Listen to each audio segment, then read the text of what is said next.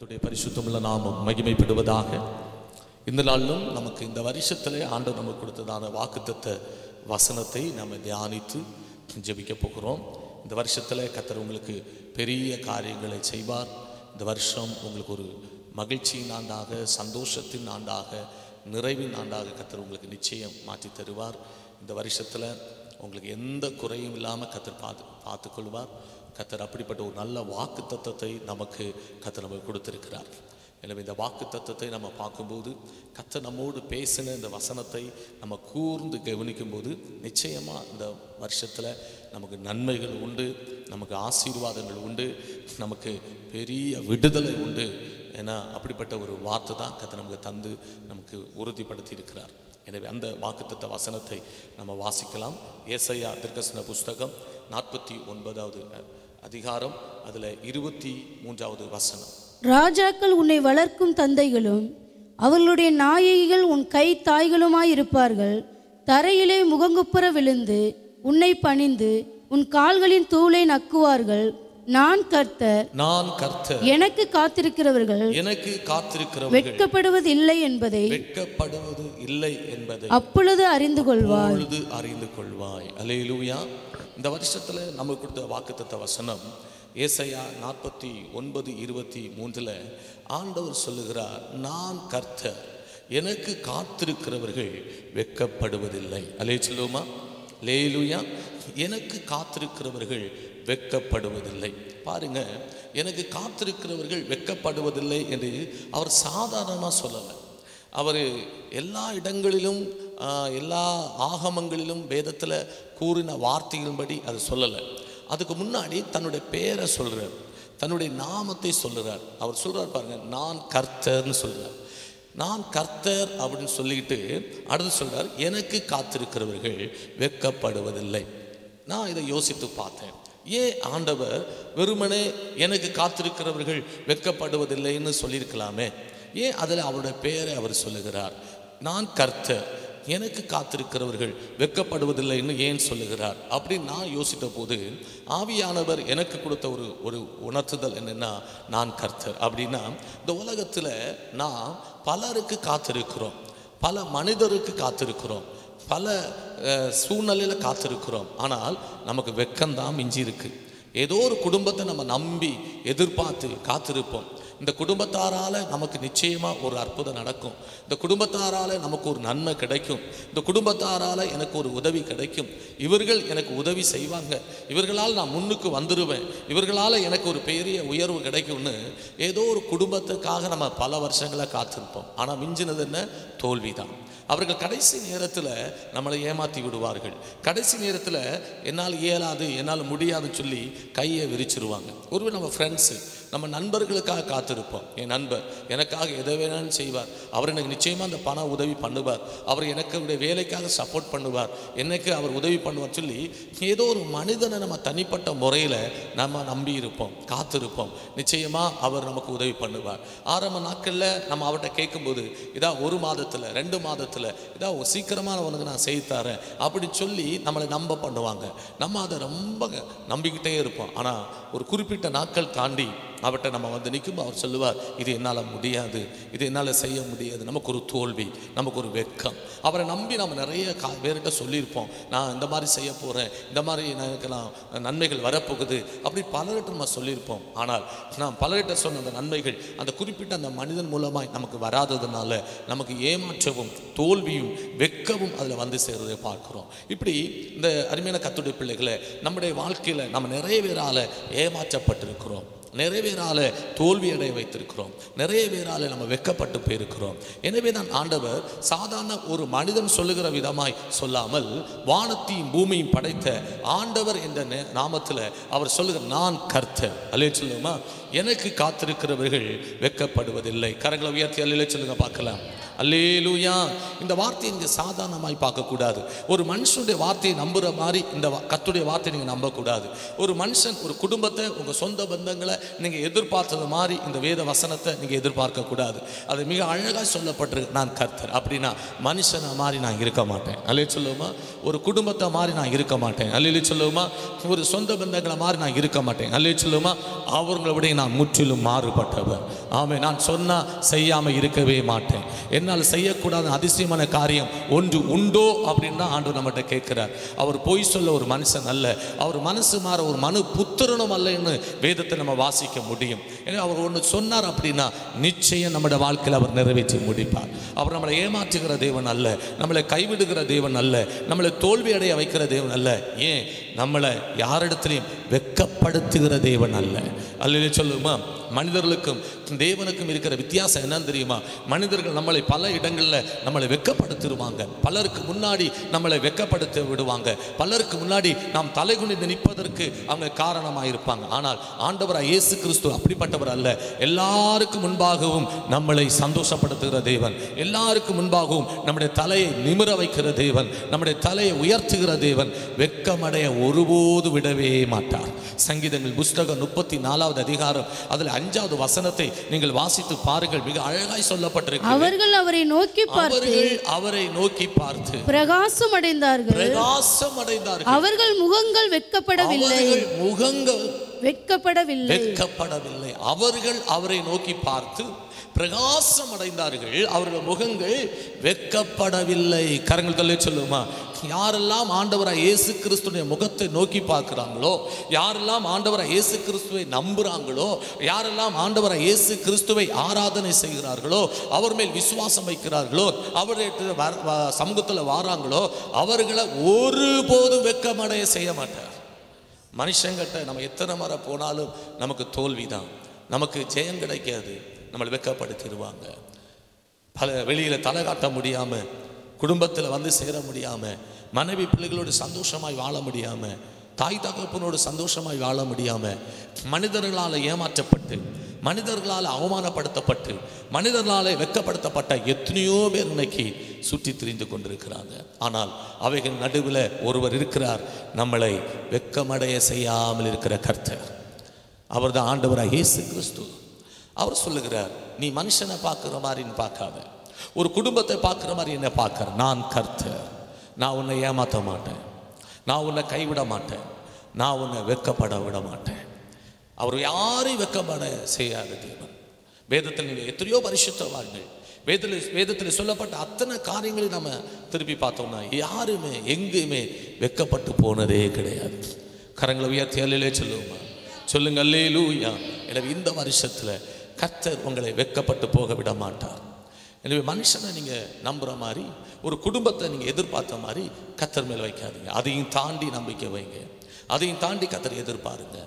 எனவே நீங்கள் நானும் பலரால் ஏமாற்றப்பட்டு, பலரால் வெட்கப்பட்டு போனதுனால தான் கர்த்தர் நமக்கு இப்படிப்பட்ட ஒரு வாக்குத்தத்தத்தை கொடுக்கிறார். நான் கர்த்தர், எனக்கு காத்திருக்கிறவர்கள் வெட்கப்பட்டு போக மாட்டாங்க. கரங்களை உயர்த்தி அல்லேலூயா சொல்லுங்க. சொல்லுங்க அல்லேலூயா, சொல்லுங்க அல்லேலூயா. எனவே இந்த வருஷத்தில் நீங்கள் கர்த்தரை உறுதியாக நம்புங்க. ஆமென். உறுதியாக ஆண்டவரை மேல் நம்பிக்கை வைங்க, உறுதியாக கர்த்தரை விசுவாசிங்க. மனுஷன் உங்களை வெட்கப்பட மாதிரி ஆண்டவர் விடமாட்டார். இந்த வருஷத்தில் கர்த்தருக்காக நீங்கள் நம்பிக்கையோடு விசுவாசத்தோடு நீங்கள் எந்த விஷயத்திலெல்லாம், எந்த காரியத்திலெல்லாம் கர்த்தர் எனக்கு இது செய்து முடிக்கட்டும், கர்த்தரால் எனக்கு இந்த காரியம் வாய்க்கட்டும் சொல்லி கர்த்தரிடத்தில் உங்கள் வழியை ஒப்புவித்து காத்திருங்க. கர்த்தரே உங்களுக்கு காரியத்தை வாய்க்க பண்ணி உங்கள் தலையை கர்த்தர் நிமிரும்படி செய்வார். அப்படிதான் ஆவியானவர் எனக்கு உணர்த்தினார். எனக்கு நிறைய பேர் மனுஷன் மேலே நம்பிக்கை வச்சு மனுஷனுக்காக காத்திருந்து எத்தனையோ பேரை பார்க்குறோம். நான் உனக்கு வேலை வாங்கித்தாரேன், நான் உனக்கு இடம் வாங்கித்தாரேன், நான் உனக்கு குறிப்பிட்ட பணம் சப்போர்ட் பண்ணுறேன், நான் உன் பிள்ளைகளை படிக்க வைக்கிறேன். இப்படி எத்தனையோ வாக்குறுதிகளை மனிதர்கள் கொடுத்து அதற்காக அவர்கள் காத்திருந்து கடைசி நேரத்தில் அவங்க கைவிட்டதுனால தோல்வி, மனமுறிவு அடைந்து பலவீனப்பட்டு போனவர்கள், மரித்து போனவர்கள் எத்தனையோ பேர். இப்படிப்பட்ட ஒரு சூழ்நிலை இன்னைக்கு தேசங்களில், ஜனங்களுக்குள்ளே, சபைக்குள்ளே காணப்படுவதனால தான் கர்த்தர் சொல்லுகிறார், அப்படி அல்ல, நான் கர்த்தர், வானம் எனக்கு சிங்காசனம், பூமி எனக்கு பாதபடி என்று சொன்னவர். ஆமென். நல்ல சொல்லுவோமா? வேதம் சொல்லுகிறார், அவர் சொல்ல ஆகும், அவர் கட்டளையிட நிற்கும், அவரால் கூடாத காரியம் ஒன்றுமே இல்லை. நீ விசுவாசித்த தேவனுடைய மகிமையை காண்பா என்று கர்த்தர் சொல்லுகிறார். எனவேதான் நமக்கு ஒரு நம்பிக்கை ஊட்டுகிற ஒரு வார்த்தை. ஆமென். துக்க முகத்தோடு இருக்கிற நமக்கு, சகலத்தையும் இழந்து ஏமாற்றப்பட்டு வெக்கப்பட்டு அவமானத்தோடு தேவ சமூகத்தில் வந்திருக்கிற நமக்கு கர்த்தர் நமக்கு ஒரு வார்த்தை ஆறுதலாய் தருகிறார். ஆமாம், எனக்கு காத்திரு, இனி எனக்கு காத்திருந்தேன்னா நான் உன்னை வெக்கப்பட விட மாட்டேன். நான் கர்த்தர், நான் சொன்னேன்னா அதை நான் செஞ்சிருவேன். என்னுடைய பிள்ளைகளுக்காக நான் ஜீவனையே கொடுத்துருக்கிறேன். சிலுவையில் இரத்தத்தையே நான் சிந்தி இருக்கிறேன். நான் ஜீவனையே கொடுத்துருக்கிறேன். ஆமாம், நீ வெக்கப்படக்கூடாதுன்னு சொல்லி நான் எல்லா வெக்கத்தையும் ஏற்றுக்கொண்டேன். நீங்கள் அவமானப்படக்கூடாதுன்னு சொல்லி எல்லா அவமானத்தையும் நான் ஏற்றுக்கொண்டேன். சிலுவையில் அவமானத்தின் சின்னமான அந்த சிலுவையில் நான் தொங்கினேன் உனக்காக. என்னை இந்த வருஷத்தில் என்னை நீ நம்பு, சந்தோஷமாக என்னை நம்பு, நான் உன்னை கைவிட மாட்டேன். அல்லே சொல்லுவோமா? சொல்லுங்க அல்லேலூயா.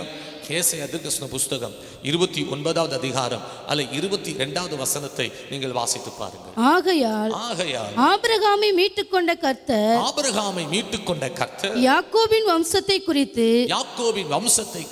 இனி யாக்கோபு வெட்கப்படுவதில்லை, இனி அவன் முகம் செத்து போவதில்லை. அல்லே சொல்லுமா? சொல்லுங்க அல்லேலூயா. எப்படிப்பட்ட ஒரு வார்த்தையை கர்த்தர் உங்களுக்கு தருகிறான்னு பாருங்க. அங்க ஏசாயா தீர்க்கதரிசன புஸ்தகம் 29வது அதிகாரம் அல்ல 22வது வசனத்துல ஆண்டவர் மிக அழகாய் ஒரு வார்த்தை சொல்கிறார் பாருங்க. ஆகையால் ஆபிரகாமை மீட்டுக்கொண்ட கர்த்தர் யாக்கோபின் வம்சத்தை குறித்து அவர் சொல்லுகிறார், இனி யாக்கோபு வெட்கப்படுவதில்லை, அவன் முகம் செத்து போவதில்லை. உங்களை குறித்து சொல்லுகிறார், இனி உங்க வம்சம், இனி உங்க குடும்பம் வெட்கப்படுவதில்லை. 2023வது வருஷம் போன காலங்களில் போன வருஷங்களில் பல விஷயத்தில் நீங்கள் வெட்கப்படலாம். உங்கள் பிஸ்னஸில் நீங்கள் வெட்கப்பட்டு போயிருக்கலாம், உங்கள் பிள்ளையுடைய வாழ்க்கையில் நீங்கள் வெட்கப்பட்டு போயிருக்கலாம், உங்கள் குடும்பத்தில் நீங்கள் வெட்கப்பட்டு போயிருக்கலாம், உங்களுடைய சொந்த பந்தங்கள் நடுவில் உங்கள் கூட பரப்புகள் மத்தியில் நீங்கள் வெட்கப்பட்டு போயிருக்கலாம். ஆண்டவர் சொல்லுகிறார், இந்த வருஷத்தில் இனி உங்கள் குடும்பம் வெட்கப்படுவதில்லை, இனி நீ வெட்கப்படுவதில்லை. வேதம் சொல்லுகிறது, ஆபிரகாமை மீட்டுக்கொண்ட கர்த்தர், யாக்கோபின் வம்சத்துக்கு ஆபிரகாமை மீட்டுக்கொண்ட கர்த்தர் உங்களை குறித்து சொல்லுகிறார், இனி யாக்கோபின் வம்சம் வெட்கப்படுவதில்லை. அல்லேலூயா சொல்லுவோமா? சொல்லுங்க அல்லேலூயா. இனி அவன் முகம் என்ன செய்வதில்லையா? செத்து போவதில்லை. போன வருஷத்துல நீங்க வெளியில உங்க தலை காட்ட முடியாத அளவுக்கு பிரச்சனை இருந்திருக்கலாம், அவமானங்கள். ஆமேன். உங்க பிள்ளையுடைய வாழ்க்கையில் நடந்த ஒரு சில காரியத்தினால நீங்க வெளியிலே தலை காட்ட முடியாத அளவுக்கு வீட்டுக்குள்ளேயே நீங்க முடங்கி போய் இருந்திருக்கலாம். ஆமேன். அந்த அவமானங்கள்னால, அந்த வெக்கத்தினால வெளியில எந்த ஒரு ஃபங்க்ஷனுக்கும் வேற எந்த ஒரு நிகழ்ச்சிகளுக்கும் நீங்க போகாம வீட்டுக்குள்ளே நீங்க முடங்கி இருக்கலாம். ஒரு சிலர் ஊர் விட்டு இன்னொரு ஊருக்கு போயிருக்கலாம், வீடை விட்டு இன்னொரு வீட்டுக்கு நீங்க போயிருக்கலாம். ஆண்டவர் சொல்லுகிறாரு, அதெல்லாம் போன வருஷத்தோடயே முடிஞ்சு போச்சு. கரங்கட்டலே சொல்லுமா? இனி என் பிள்ளைகளுடைய முகம் செத்து போவதில்லை, இனி என் பிள்ளைகள் வெட்கப்பட்டு போவதே கிடையாது. அல்லே சொல்லுமா? யோவேல் 2வது அதிகாரம் 26வது வசனத்துல ஆண்டவர் சொல்லுகிறார், நீங்கள் சம்பூர்ணமாய் சாப்பிட்டு திருப்தி அடைந்து உங்களை அதிசயமாய் நடத்தி கொண்டு உங்கள் தேவனாகிய கர்த்தருடைய நாமத்தை துதிப்பீர்கள். என் ஜனங்கள் ஒருபோதும் வெட்கப்படுவதில்லை. அல்லே சொல்லுமா? சொல்லுங்க அல்லேலூயா. எனவே சந்தோஷம் இந்த வருஷத்துல உங்க வியாபாரத்தை நீங்க பாருங்க, உங்க பிள்ளைகளை படிக்க வைங்க, உங்க பிள்ளைகளுக்கு வாழ்க்கைக்காக நீங்க பிரயாசப்படுங்க. கர்த்தர் உங்க வெட்கத்துக்கு பதிலாக இரட்டத்தனையான பலனை கர்த்தர் தருவார். யாரெல்லாம் இந்த நாளில் வெட்கப்பட்டு மனம் முறிவடைந்து இந்த நேரத்தில் இந்த வார்த்தையை கேட்டுக்கொண்டிருக்கிறீங்களோ, உங்க அனைவருக்கும் கர்த்தர் இந்த வருஷத்துல ரெட்டிப்பான நன்மையை கர்த்தர் வச்சிருக்கிறார். உங்க வெட்கத்துக்கு பதிலாக இரட்டத்தனையான நன்மையை கர்த்தர் உங்களுக்கு வச்சிருக்கிறார். அல்லே சொல்லுமா? ஏசாயா 61வது அதிகாரம் அதுல 7வது வசனத்தை வாசித்து பாருங்க. உங்கள் வெட்கத்துக்கு பதிலாக இரண்டத்தனையாய் பலன் வரும். லட்சைக்கு பதிலாக தங்கள் பாகத்தில் சந்தோஷப்படுவார்கள். அது நிமித்தம் தங்கள் தேசத்தில் இரட்டிப்பான சுதந்திரம் அடைவார்கள். நித்திய மகிழ்ச்சி அவர்களுக்கு உண்டாகும். அல்லே சொல்லுமா? எந்தெந்த விஷயமெல்லாம் உங்களுக்கு வெட்கத்துக்காக இருந்துச்சோ, யாரெல்லாம் உங்களை வெட்கப்பட விட்டாங்களோ, அவங்களெல்லாம் கர்த்தர் உங்களை விட்டு மாற்றி அந்த வெட்கத்துக்கு பதிலாக இரட்டத்தனையான பலனை கர்த்தர் இந்த வருஷத்தில் உங்களை வைத்திருக்கிறார். நித்திய மகிழ்ச்சி உங்க தலையின் மேல் இருக்கும். இலச்சை உங்களை விட்டு மாறி போகும், அவமானங்கள் உங்களை விட்டு மாறி போகும், நிந்தைகள் உங்களை விட்டு மாறி போகும், தோல்விகள் உங்களை விட்டு மாறி போகும். ஆண்டவரை இயேசு கிறிஸ்துவின் ஆமேன் வார்த்தையை நம்பிக்கை வச்சு நீங்க கேளுங்க. ஆமேன். ஆண்டவரை இயேசுவின் முகத்தை நோக்கி பாருங்க. நிச்சயமா இந்த வருஷத்துல ரெட்டிப்பான நன்மையை கர்த்தர் உங்களுக்கு தருவார். உங்க வெட்கத்துக்கு பதிலாக இரட்டத்தன பலனை கர்த்தர் உங்களுக்கு தருவார். அல்லேலூயா சொல்லுமா? சொல்லுங்க அல்லேலூயா. ஆமேன். ஆண்டவர் சொன்ன பிரகாரம் ஆமேன். அவருடைய முகத்தை நோக்கி பார்த்தவர்கள் ஆமேன் வெட்கப்பட்டு போனதே கிடையாது. இனி யாக்கோபுடைய முகம் வெட்கப்படுவதில்லை, இனி யாக்கோபுடைய முகம் செத்து போவதில்லை. அல்லேலூயா சொல்லுமா? அதே போல சொல்றார், உங்க வெட்கத்துக்கு பதிலாக இரட்டத்தனையான பலனை கர்த்தர் உங்களுக்கு என்ன செய்ய போறார்? தரப்போகிறார். ஏன் ஆண்டவர் உங்களை வெட்கப்பட்டு போக விடமாட்டார்? ஏன் இனி யாக்கோபு வெட்கப்படுவதில்லை? உங்க வெட்கத்துக்கு பதிலாக இரட்டத்தனை பலன் வரும்னு ஏன் சொல்லுகிறார்? அதுக்கு ஒரு காரணம் இருக்கு. ஏசாயா தீர்க்கதரிசன புஸ்தகம் 50வது அதிகாரம் 7வது வசனத்தை வாசித்து பாருங்கள். கர்த்தராகிய ஆண்டவர் எனக்கு துணை செய்கிறார், எனக்கு துணை செய்கிறார், ஆகையால் நான் வெட்கப்படேன். எஸ், கரங்களை உயர்த்தி அல்லேலூயா சொல்லுவோமா? ஏன் ஆண்டவர் உங்களை வெட்கப்பட்டு போக விட மாட்டார்னா, அவரே சொல்றாரு, இந்த வருஷத்துல நான் உனக்கு துணையாக நிற்பேன். அந்த வசனத்தை மீண்டும் வாசிங்க. கர்த்தராகிய ஆண்டவர் எனக்கு துணை செய்கிறார், எனக்கு துணை செய்கிறார், ஆகையால் நான் வெட்கப்படேன். நான் வெட்கப்பட்டு போவதில்லை என்று அறிந்திருக்கிறேன். அல்லேலூயா சொல்லுங்களேன். அல்லேலூயா. ஏசாயா 50வது அதிகாரம் 7வது வசனத்துல மிக அழகாய் ஆண்டவர் சொல்லுகிறார் பாருங்க. கர்த்தராகிய ஆண்டவர் எனக்கு துணை செய்கிறார், ஆகையால் நான் வெட்கப்படேன். நான் வெட்கப்பட்டு போவதில்லை என்று அறிந்திருக்கிறேன். ஆதலால் என் முகத்தை கற்பாரே போலாக, இனி எனக்கு துக்கம் இல்லை, இனி எனக்கு கவலை இல்லை, எனக்கு நீ அழுதுட்டெல்லாம் இருக்க மாட்டேன், நான் சந்தோஷமா இருக்கேன். ஏன்னா கர்த்தர் எனக்கு துணையா இருக்கிறார். ஆமென், ஆமென். நம்முடைய ஊழியத்துல கூட கர்த்தர் துணையா இருக்கிறதுனால தான் ஒவ்வொரு நெருக்கத்திலும், ஒவ்வொரு போராட்டத்திலும், ஒவ்வொரு சூழ்நிலையிலும் கர்த்தர் நம்மளை வெட்கப்பட்டு போகாதபடி செய்து ஊழியத்தை கர்த்தர் உயர்த்தி கொண்டே வந்து கொண்டிருக்கிறார். என்னுடைய வாழ்க்கையிலும் சரி, உங்களுடைய வாழ்க்கையிலும் சரி, கர்த்தர் மட்டும் துணையா இல்லைன்னா நிறைய விஷயங்களில் நம்ம வெட்கப்பட்டு போயிருப்போம். இந்த 2024 கர்த்தர் சொல்லுகிறார், நான் உனக்கு துணையாக நிற்பேன், நான் உனக்கு துணையாக நிற்பேன். ஆமே, நான் உன்னை வெட்கப்பட்டு போக விடவே மாட்டேன். சந்தோஷமா இருங்க. ஜெபம் பண்ணுவதிலையும், ஆமென், வேதம் வாசிப்பதிலையும், கர்த்தருடைய ஆலயத்தில் போவதிலையும் அதில் மட்டும் கவனத்தை செலுத்துங்க. உங்கள் வாழ்வில் இருக்கிற குறைவை நினைச்சு கலங்காதீங்க. உங்கள் வாழ்க்கையில் இருக்கிறதான ஆமென் ஸ்தோத்திரம் சூழ்நிலை பார்த்து கலங்காதீங்க. கர்த்தரை மகிமைப்படுத்துவதே ஒன்றா நினைச்சு அதை மட்டும் செய்யுங்க. கர்த்தர் உங்களுக்கு துணையாக இருந்து வெட்கப்பட்டு போகாமல் கர்த்தர் காத்துக்கொள்வார்.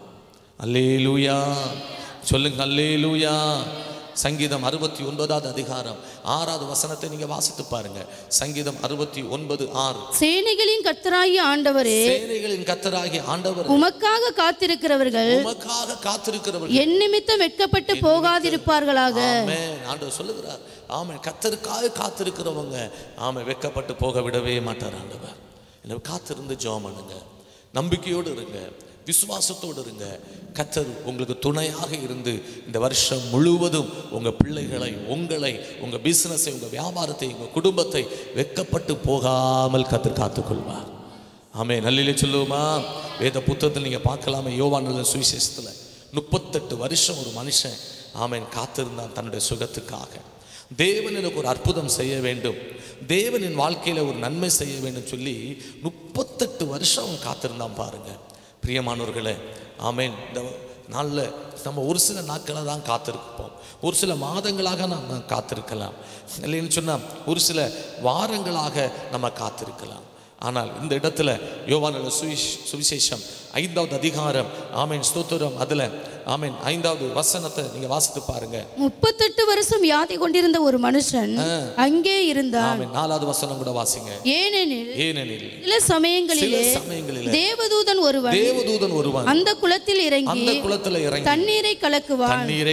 தண்ணீர் கலங்கின பின்பு யார் முந்தி அதில் இறங்குவானோ அவன் எப்பேற்பட்ட வியாதியஸ்தனாய் இருந்தாலும் சொஸ்தமாவான். ஆமென். அல்லேலூயா சொல்லுங்க. அல்லேலூயா. ஆமென். ஒரு சுகத்துக்காக ஒரு மனுஷன் ஆமென் காத்திருக்கிறான். குளம் எப்பம் கலக்கப்படும்? யோவான் சுவிசேஷம் 5வது அதிகாரத்தில் பெதஸ்தா என்னப்பட்ட ஒரு குளம் இருக்குது. அதுக்கு 5 மண்டபங்கள் உண்டு. அந்த கரை ஓரங்களில் பலவிதமான வியாதியஸ்தர்கள் இருப்பாங்களாம்.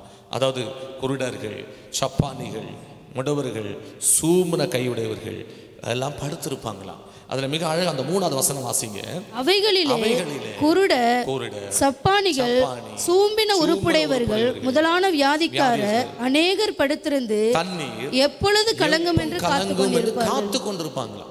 தண்ணி எப்போ கலங்கும்? ஏன்னா அந்த குளத்துல திடீர்னு வானத்திலிருந்து ஒரு தூதன் இறங்கி வந்து குளத்தை கலக்கிடுவான். அந்த குளம் கலக்கப்படுகிற நேரத்தில் அந்த படுத்திருக்கிற வியாதியஸ்தல்ல யாராவது ஒருவன் யார் முதல்ல அந்த குளத்துல குதிக்கிறானோ இறங்குறானோ அவன் எப்பேற்பட்ட வியாதியஸ்தன் இருந்தாலும் சுகமாயிடும். அல்லே சொல்லுமா? அதுதான் அந்த பெதஸ்தா குளத்தினுடைய மகிமை. எனவே அந்த சுற்று வட்டாரத்தில் இருந்த கிராமங்களில் பட்டணங்களில் இருந்த அத்தனை வியாதியஸ்தர்களும் அந்த பெதஸ்தா குளத்தண்ட கரையிலே காத்திருப்பாங்க. எப்போ குளம் கலக்கப்படும், குளம் எப்போ கலங்கும்னு யாருக்குமே தெரியாது. இத்தனாம் தேதி இத்தனாம் நேரத்தில் குளம் கலங்குனா எழுதியெல்லாம் இல்லை. எப்போ வேணும் கலங்கலாம்.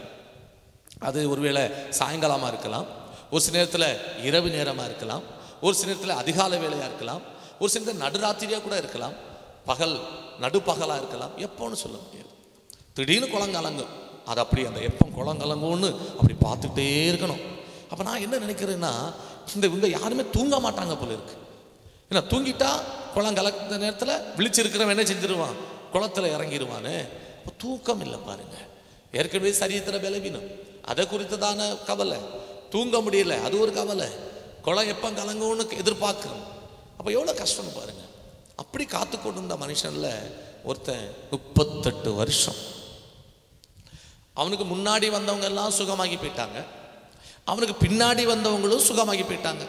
அந்த பெதஸ்தா குளத்தண்டையில் இருந்த வியாதியஸ்தர்ல சீனியர் யாருன்னா இந்த மனுஷன் தான். 38 வருஷம். பிரியமானவர் கொஞ்சம் கவனிங்க. சரி, எனக்கு சுகமாக இல்லையே, என்னால் குளத்தில் இறங்க முடியலையே அப்படின்னு சொல்லிட்டு அவன் வீட்டுக்கெல்லாம் போகலை. போதும் இந்த குளத்தில் இருந்தது அப்படின்னு சொல்லி வீட்டுக்கெல்லாம் போகலை. அவனுக்கு ஒரு நம்பிக்கை இருக்கு, அவனுக்கு ஒரு எதிர்பார்ப்பு இருக்கு. நான் என்னைக்காவது ஒரு நாள் இந்த குளத்தில் கரையில் நான் சுகமாகி தான் என்ன செய்வேன், வீட்டுக்கு நான் போவேன். அப்படின்னா வீட்டுக்கே போகாமல் இருக்கிறான். நம்ம என்ன ஒரு நாள் காத்திருப்போம், 2ஆம் நாள் கர்த்தர் நமக்கு அந்த அற்புதம் செய்யலைன்னா 3ஆம் நாள் சபைக்கு வரதை நிப்பாட்டிடுவோம், ஜெபம் பண்ணுறதை நிப்பாட்டிடுவோம், தேவனை ஆராதிப்பதை நிப்பாட்டிடுவோம், பைபிள் வாசிக்க நிப்பாட்டிடுவோம், ஊழியம் செய்வதை நிப்பாட்டிடுவோம். இப்படி நிறைய விஷயத்தை நம்ம ஸ்டாப் பண்ணிடுவோம். ஆனால் அந்த மனுஷனை பாருங்க, 38 வருஷமாக காத்திருக்கிறேன். நான் என்னைக்காவது நாள் சுகமாகி வீட்டுக்கு போயிடுவேன். கரங்கள் தள்ளி சொல்லுவோமா? நான் கர்த்தர், எனக்கு காத்திருக்கிறவர்கள் வெட்கப்படுவதில்லை. பிரியமானவர்களே, அவனை குளத்தில் கொண்டு போடுறதுக்கு ஆள் இல்லை, அவனால் குளத்தில் ஓடி இறங்குறதுக்கு ஆள் இல்லை. முயற்சி பண்ணி பார்க்குறான். ஆனால் இவன் குளத்தில் இறங்குக்கு முன்னாடியே வேறொருத்த வந்து இறங்கி விடுறான். அவன் கண்ணுக்கு எதிரியே சுகமாகி போகிறான். இவனுடைய மோசமான நிலையில் இருந்த வியாதியஸ்தன் எல்லாம் சுகமாகி போகிறான். ஆனால் இவனுக்கு சுகமே இல்லை. பிரயாசப்படுறான், ஓடி போகிறான். ஆமாம், ஆனால் இவனுக்கு முன்னாடி ஒருத்தன் இறங்கிடுறான். ஏமாற்றம், தோல்வி. 38 வருஷம் தோல்வி. இன்னைக்கு நடக்கும், இன்னைக்கு சுகமாயிருவேன், இன்னைக்கு நான் வீட்டுக்கு போயிடுவேன், இன்னைக்கு நான் இறங்கிடுவேன். அப்படியெல்லாம் முயற்சி பண்ணி ஆமாம் விடாய்த்து போய் ஆமாம் சோர்ந்து போய் 38 வருஷம் அந்த குளத்தங்களில் இருக்கிறான். இன்றைக்கு யாராவது அப்படி இருக்கீங்களா? 1 மாதமா, 2 மாதமா, 1 வருஷமா, 2 வருஷமா, பல மாதங்களா, பல வருஷங்களா ஒரு அற்புதத்துக்காக கர்த்தருக்கு இதை செய்யணும்னு சொல்லிட்டு கர்த்தருடைய சமூகத்தில் காத்திருக்கீங்களா? இந்த வருஷத்தில் கர்த்தர் உங்களுக்கு அதை கைக்கூடி வர பண்ணுவார். இந்த வருஷத்தில் கர்த்தர் உங்களுக்கு அதுக்கு ஜெயத்தை தருவார். இங்கே என்ன நடக்குதுன்னு பாருங்க. அந்த குளத்தங்கள்லே காத்திருந்தான். குளம் எப்போ கலக்கப்படும்? அதுக்கு தான் உங்களுக்கு சொன்னேன், கர்த்தர் மனுஷன் மாதிரி அல்ல, தூதன் மாதிரி அல்ல, அதுக்கு அப்பாற்பட்டவர் தேவன். அந்த மனுஷனை தேடி இயேசு அந்த குளத்தங்கரைக்கு போனார். அவர் நினைச்சிருந்தா அந்த குளத்தை மீண்டும் கலக்க வச்சு இவனை முந்தி இறக்க வச்சு சுகத்தை கொடுத்து விட முடியும். ஆனால் என் தேவன் அதை செய்யலை. அவருக்கு இத்தனை வருஷம் எனக்காக அவன் காத்திருக்கிறானே, இத்தனை வருஷம் எனக்காக அவன் காத்திருக்கிறானே, ஆமென், இவனை நானே போய் சுகமாக்கிடுவேன். தூதனம் மூலமாக வருகிற சுகம் அல்ல, குளத்தின் மூலமாக வருகிற சுகம் அல்ல, குளத்தின் கலக்கப்படுவதனால் வருகிற சுகம் அல்ல. நானே நேரடியாக போய் இந்த மகனுக்கு சுகம் தரணும், நானே நேரடியாக சென்று என் பிள்ளைக்கு சுகம் தரணும். அதே தேவன் தான் இன்றைக்கும் ஜீவன் உள்ளவராக இருக்கிறார். ஆமேன், ஸ்தோத்திரம். மருந்து மாத்திரையினால் அல்ல சுகம். ஆமேன், நீங்கள் எடுக்கிறதான ஆமேன் ஸ்தோத்திரம் அப்பா முயற்சினால் அல்ல, இயேசுவே உங்களுக்கு நேரடியாக சுகத்தை கொண்டு வருவார். அவர் இந்த வருஷத்தில் உங்களை தேடி வந்திருக்கிறார். இந்த வருஷத்தை உனக்கு ஒரு அற்புதம் செய்ய, உன் கையை தூக்கி விடும்படியாக, உன்னை எழும்பி நிற்க பண்ணும்படியாக, உங்களை ஆமை நடக்க பண்ணும்படியாக, உங்களை தூக்கி விடும்படியாக இயேசு அருகிலே வந்திருக்கிறார். அல்லே சொல்லுவோமா? ஹல்லேலூயா. அங்க பாருங்க, இயேசுவே போறார். அந்த வசனம் அழகா இருக்கு. ஆமே, நான் வெகு காலமாய் வியாதியஸ்தன் அறிந்து, ஆமே அவருக்கே தெரியுது வெகு காலமா எனக்காக காத்திருக்கிறான். அல்லேலூயா சொல்லுவோம். நம்ம என்ன நினைச்சிட்டு இருக்கிறோம்? என் ஜெபம் இன்னும் கேட்கப்படலை, என் விண்ணப்பத்துக்கு இன்னும் பதில் வரலன்னு. ஆமென். ஆனால் கர்த்தர் ஒன்று பார்த்து உங்களை பார்த்து சொல்கிறாரு, வெகு காலமாக என் மகள் ஜெபம் பண்ணிக்கிட்டே இருக்கிறார், வெகு காலமாக என் மகன் ஜெபம் பண்ணிக்கிட்டே இருக்கிறான். ஆமென். எனவே இனி அவளை நான் காத்திருக்க விடக்கூடாது, இனி அவனை நான் காத்திருக்க விடக்கூடாது. நானே போய் அற்புதங்களை செய்வேன். அவனை தேடி இயேசு வந்தாருங்க. அவர் வரணும்னு அவசியமே இல்லை அந்த இடத்துல. ஏன்னா அங்கே இருக்க வியாதியஸ்தெல்லாம் சுகமாக்குன்னு ஒரு சிஸ்டம் ஒன்று வச்சிருக்கிறார். குளம் கலக்கிற ஒரு சிஸ்டம். அதில் இறங்குறவங்க இறங்கி சுகமாக்கிட்டு போட்டோம். அப்படி தான் காலங்காலமாக நடக்குது. ஆனால் அப்படி ஒரு சிஸ்டம் இருந்தும், அப்படி ஒரு சூழ்நிலை இருந்தும், ஆனால் இயேசு இந்த ஒரு மனிதனுக்காக அவர் போனார். அந்த இடத்துல அவனுக்கு மட்டும்தான் சுகம் கொடுத்தார், வேற யாருக்குமே சுகம் கொடுக்கல. ஏன்னா இவன் மட்டும்தான் இயேசுவாக காத்திருந்தவன். கரங்களை உயர்த்தி அல்லேலூயா சொல்லுவோமா? ஆமாம், இன்றைக்கும் அவருக்காக காத்திருக்கிற ஒவ்வொரு வாழ்விலும் அற்புதம் செய்ய அவர் போதுமானவராக இருக்கிறார். 38 வருஷம் வியாதியுள்ள மனிதனுக்கு சுகத்தை கொடுத்தவர் உங்களுக்கும் சுகத்தை தருவார். உங்கள் கடன் பிரச்சனைகளை மாற்றுவார். உங்கள் பிள்ளைகளுடைய வாழ்வை கர்த்தர் கட்டி எழுப்புவார். உங்களுக்கு நல்ல வேலை வாய்ப்புகளை கொடுப்பார். கர்த்தர் உங்களுக்கு நல்ல வீடை கட்டி தருவார். இடம் வாங்க கர்த்தர் கிருபை செய்வார். உங்கள் பிள்ளைகளுக்கு நல்ல ஆமென் திருமண வரன் அமைய கர்த்தர் கிருபை செய்வார். பல நாட்களாக பல வருடங்களாக காத்திருக்கிற நல்ல குழந்தை பாக்கியத்தை கர்த்தர் உங்களுக்கு தருவார். ஆமென், ஹல்லேலூயா. உங்கள் குடும்பத்தை விட்டு பிரிந்து போனவர்கள் பல மாதங்களுக்கு முன்னாடி, பல வருஷங்களுக்கு முன்னாடி பிரிந்து போனவங்கெல்லாம் உங்கள் வீடை தேடி வருவாங்க. ஆமென், ஹல்லேலூயா. பிரிக்கப்பட்டிருக்கிற குடும்பங்கள் ஒன்று சேர வைப்பார் கர்த்தர். இந்த வருஷத்தில் கர்த்தர் உங்களை வாழ வைப்பார். எனவே கர்த்தரை நம்புங்க. வேதம் சொல்லுகிற சங்கீதம் 27:14, சங்கீதம் 27:14 வாசித்து பாருங்க. கர்த்தருக்கு காத்திரு, கர்த்தரை காத்திரு, அவர் உன் இருதயத்தை ஸ்திரப்படுத்துவார், அவர் உன் இருதயத்தை ஸ்திரப்படுத்துவார். திடமனதாயிருந்து கர்த்தருக்கே காத்திரு, கர்த்தருக்கே காத்திரு. ஒரு தீர்மானம் எடுப்பீங்களா? திட மனசா இருந்து கர்த்தருக்கு மட்டும் காத்திருந்தீங்கன்னா கர்த்தரே உங்களுக்கு நன்மைகளை செய்வார். ஆமென், ஹல்லேலூயா. மீண்டும் அந்த வசனத்தை வாசிங்க. கர்த்தருக்கு காத்திரு, கர்த்தருக்கு காத்திரு, அவர் உன் இருதயத்தை ஸ்திரப்படுத்துவார், இருதயத்தை ஸ்திரப்படுத்துவார். திடமனதாயிருந்து கர்த்தருக்கே காத்திரு, கர்த்தருக்கே காத்திரு. ஆமென், கர்த்தருக்கே காத்திரு. எப்படி இருக்கணுமா? திடமனதா இருங்க. அங்கும் இங்கும் பார்க்காதீங்க, அது இதுவுமா பார்க்காதீங்க. கர்த்தரே தெய்வம்னா கர்த்தரை மட்டும்தான்.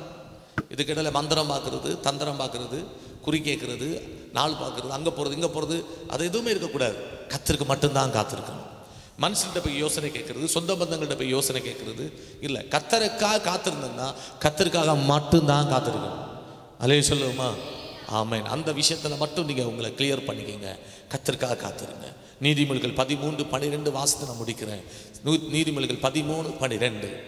நெடுங்காலமாய் காத்திருக்குதல், நெடுங்காலமாய் காத்திருக்கு, இருதயத்தை இளைக்க பண்ணும், இருதயத்தை இளைக்க பண்ணும், விரும்பினது வரும்போது ஜீவ விருட்சம் போல் இருக்கும், ஜீவ விருட்சம் போல் இருக்கும். அல்லேலூயா சொல்லுவோமா?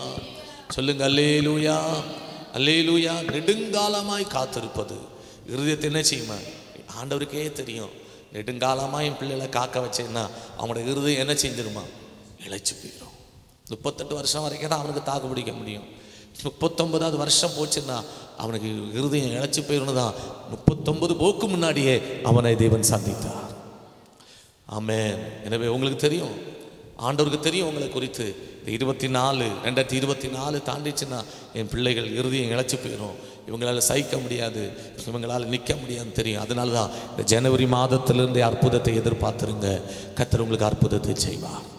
நெடுங்காலமாய் காத்திருப்பது இருதயத்தை இழைக்கப்படும். விரும்பினது வரும்போது ஜீவ விருட்சம் போல் இருக்கும். நீங்கள் குடும்பத்தில் நீங்கள் குடும்பமாக, உங்கள் பிள்ளைகளாக, நீங்களாக எதுக்கெல்லாம் நீங்கள் நெடுங்காலமாக காத்திருக்கீங்களோ அது எல்லாமே கர்த்தர் இந்த வருஷத்தில் முடிய பண்ணுவார். வழக்கு எனக்கு வர வேண்டிய சொத்து வரல, அது ஒருவேளை கோர்ட்டில் கூட வழக்கு நடந்துட்டு இருக்கலாம். இந்த நாட்களில் கர்த்தர் அதை உங்கள் பக்கமாக திருப்பி உங்கள் நீதி நியாயத்தை கர்த்தர் வெளிப்படுத்தி அந்த நெடு நாளாய் காத்திருக்க அந்த காரியத்தில் கர்த்தர் உங்களுக்கு ஒரு அற்புதத்தை செய்வார். அல்லேலூயா சொல்லுவோமா? எனவே சந்தோஷமாக இருங்க. ஆமாம், இந்த வருஷத்து வாக்கு தத்தங்களை பிடித்து கொண்டு தேவ சமூகத்தில் ஜெபிங்க. ஆமாம், நான் கர்த்தர், எனக்கு காத்திருக்கிறவர்கள் வெட்கப்பட்டு போவதில்லை. அல்லேலூயா சொல்லுவோமா? எனவே கர்த்தருக்காய் காத்திருங்க. நான் இப்போ உங்களுக்காக ஜெபிக்க போகிறேன். நம்ம ஜெபித்து முடிக்க போகிறேன். நம்ம எல்லாரும் முழங்கால் படிக்கிட்டு இருக்கிற இடத்துல நம்ம முழங்கால் படிக்கிட்டு இருக்கிற இடத்துல நம்ம முழங்கால் படிக்கிட்டு நம்ம ஜெபிக்கலாம். இந்த வாக்கு தத்தத்தின்படி தேவன் நம்மளை ஆசீர்வதிக்கும்படியாக இப்போ தேவ சமூகத்தில் அந்த காரியங்களை ஒப்பு கொடுத்து ஜெபம் பண்ணுங்க.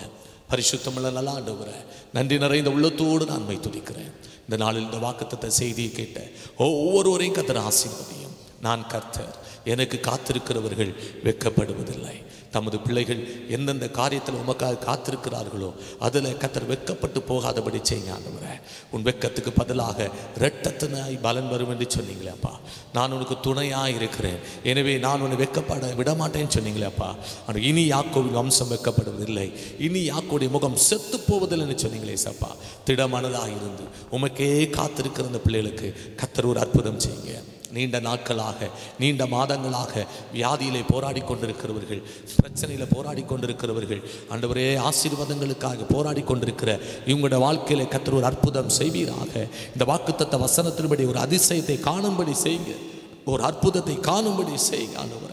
இந்த ஜெபத்தை கதை ஏறெடுக்கிற ஒவ்வொருக்கும் நன்மைகள் நடக்கட்டும், அற்புதம் நடக்கட்டும். குழந்தை பாக்கியம் வேண்டி ஜெபிக்கிறவங்க, அப்பா திருமண காரியத்துக்காக ஜெபிக்கிறவங்க, கடன் பிரச்சனைகளுக்காக ஜெபிக்கிறவங்க, ஆசீர்வாதங்களுக்காக ஜெபிக்கிறவங்க, அப்பா ஆஸ்துத வழக்குகள், அப்பா நீதிமன்றத்தில் இருக்கிற வழக்குகள் முடிவுக்காக ஜெபிக்கிறவங்க, ஆண்டவரே வியாபாரத்துக்காக பிசினஸ்க்காக ஜெபிக்கிறவங்க, ஆண்டவரே குடும்பத்துக்காக, வீடு கட்டுவதற்காக, கெட்டின வீடு முடிக்க முடியாமல் இருக்கிறதுக்காக, அப்ப எந்தெந்த காரியத்துக்காக தமது பிள்ளைகள் ஜெபிக்கிறாங்களோ அதில் கர்த்தர் ஒரு அற்புதத்தை செய்வீராக. அந்த பெதஸ்தா குளத்தண்டையில் தேடி சென்று அந்த 38 வியாதிஸ்தனுக்கு அற்புதம் செய்த ஆண்டவர் இன்றைக்கு இந்த பிள்ளைகளுக்கு ஒரு அற்புதம் செய்யுங்க.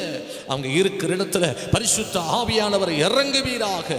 ஆண்டவரை இயேசு கிறிஸ்து இறங்கி வருவீராகப்பா.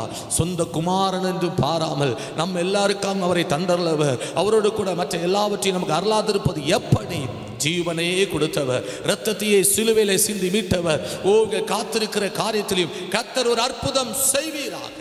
உன் துக்க நாட்கள் முடிந்து போனதென்று ஆண்டவரே பிள்ளைகளுக்கு நீங்கள் சொல்லுவதற்காக நன்றி. இந்த வருஷம் முழுவதும் கரம்பிடித்து நடத்துங்க. ஏசாயா 49:23 படி வெட்கப்பட்டு போகாதபடி செய்யுங்க ஆண்டவரே. நிறைய பேர் மனிதர்களை நம்பி வெட்கப்பட்டிருக்கிறாங்க, குடும்பத்தாரை நம்பி வெட்கப்பட்டிருக்காங்க, நண்பர்களை நம்பி வெட்கப்பட்டு போயிருக்கிறாங்க, சொந்த பந்தங்களை நம்பி வெட்கப்பட்டு போயிருக்காங்க. இப்போது உங்களை நம்பி இருக்காங்கப்பா. எனவே நீங்கள் தான் சொன்னீங்களே, நான் கர்த்தர், எனக்கு காத்திருக்கிறவர்கள் வெட்கப்பட்டு போவதில்லை என்று சொல்லி. எனவே கர்த்தரே ஒரு அற்புதத்தை செய்யுங்க. இந்த வேத வார்த்தையின்படி கர்த்தர் ஒவ்வொருக்கு அற்புதம் செய்ததுக்கு நன்றி. வேதத்தின் மகத்துவம், இந்த வேதத்தின் வசனத்தினுடைய ஜீவன் ஒவ்வொருக்குள்ளேயும் கிரியை செய்வதாக. பிதா, குமாரன், பரிசுத்தாவின் நாமத்தில் இந்த தெய்வ செய்தியை கேட்ட ஒவ்வொரு நான் மனதார வாழ்த்தி ஆசீர்வதிக்கிறேன். இயேசுவின் நாமத்தில் கேட்கும் நல்ல பிதாவே. ஆமென், ஆமென், ஆமென். ஸ்தோத்திரம். கர்த்தர் உங்களை ஆசீர்வதிப்பாராக. ஆமென்.